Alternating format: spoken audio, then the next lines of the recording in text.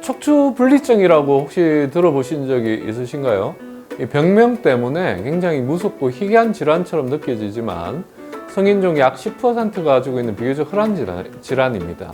하지만은 분리증 자체보다는 허리 디스크나 통증으로 인해서 검사를 하다가 우연히 발견되는 경우가 많기 때문에 주의가 필요한데요. 자, 안녕하세요. 저는 신경외과 전문의 박성훈입니다.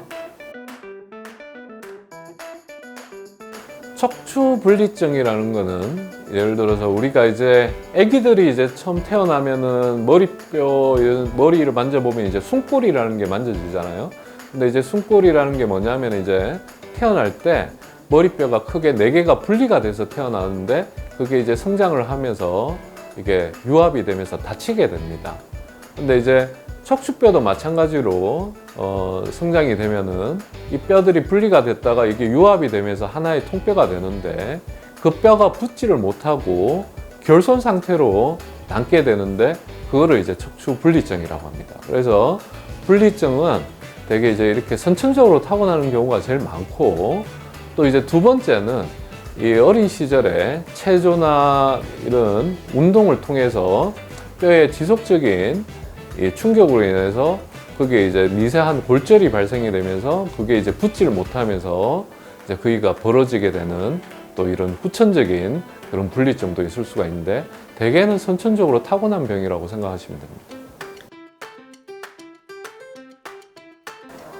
척추 분리증은 되게 이제 어린 시절이나 이제 20, 30대까지는 되게 크게 증상이 없습니다. 왜 그러냐면은 뼈가 분리가 돼 있다 하더라도 뼈 주변에는 그 뼈의 안정성을 유지할 수 있는 인대나 근육들이 비교적 튼튼하기 때문에 그게 결손이 되더라도 되게 이제 크게 증상이 없는 경우들이 많습니다. 근데 일반적으로 이런 이제 분리증이 있으신 분들은 이제 그렇지 않은 분들에 비해서 되게 이제 초기에 요통의 빈도나 그런 강도들이 조금은 더 증가가 될 수 있습니다. 그래서 이제 젊은 층에 이제 요통이나 이런 증상으로 병원에서 엑스레이를 찍다가 이제 우연히 발견되는 경우가 대부분의 경우들이 많고 대개는 이제 초기에는 크게 증상이 없다가 이제 나이가 들면서 조금 지속적인 그런 이제 반복적인 요통으로 이제 되게 그 증상들이 많이 발생이 됩니다. 이 이제 척추 분리증의 제일 큰 이제 문제는 뭐냐면은 이제 나이가 들면서 근력이나 인대들이 약해지면서 분리된 뼈 부분이 이탈이 되게 되는데 그거를 이제 척추 전방 전이증이라고 부릅니다. 이 척추가 전방으로 전이가 되면은 이제 그 신경 구멍을 통해서 다리로 가는 신경들이 이제 쉽게 말하면 협착이 발생이 되는데 신경이 눌리게 되는데 그게 이제 제일 큰 합병증이 됩니다.